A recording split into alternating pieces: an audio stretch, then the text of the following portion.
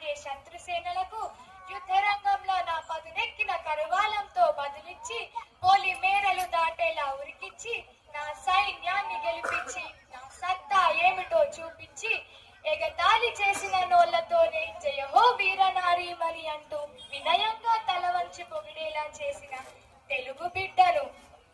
సువిశాల కాకతీయ సామ్రాజ్య చరిత్రలో ధ్రువ తారగా వెలుగొందిన మహారాణిని, గణపతి దేవుని గారాల ముద్దు బిడ్డని, రాణి రుద్రమాదేవిని. మా తండ్రి గణపతి దేవుడు తనకు పుత్రులెవరూ లేనందున నన్ను ఆడపిల్లలాగాక అచ్చం మగపిల్లవానిలా రుద్రదేవుడు అని నామకరణం చేసి కత్తిసాము గుర్రపు స్వారీలతో పాటు సకల కళా విద్యలు నేర్పించి పట్టాభిషేకం చేశాడు. సింహాసనంపై ఒక స్త్రీ కూర్చుంటే ఓర్చుకోలేని నీచులు నికృష్టులు అయిన కొందరు సామంతులు మా దయాదులు ఏకమై కుట్రలు కుతంత్రాలు పన్ని తిరుగుబాట్లు లేవదీస్తే నా భుజ శక్తితో దియు శక్తితో అన్నింటినీ సమర్థవంతంగా అణచివేసి తెలుగు జాతినంతా ఏకం చేసి దక్షిణాపథంలో సువిశాల కాకతీయ సామ్రాజ్యాన్ని స్థాపించాను.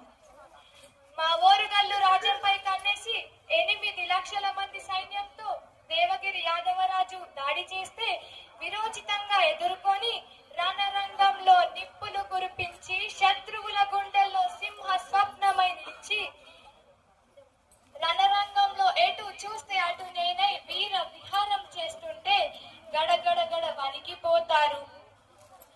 నా 27 ఏళ్ల పరిపాలనా కాలంలో ఓరుగల్లును మహాసామ్రాజ్యంగా విస్తరించడమే గాక కళల కానాచిగా తీర్చిదిద్దాను. సంగీతం, సాహిత్యం, శిల్పం, నృత్యాలకు పెద్ద పీట వేశాను. పేరిని తాండవం ఆవిర్భవించింది మా కాలంలోనే.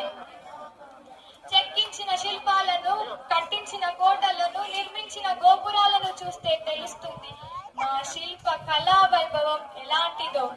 రైతుల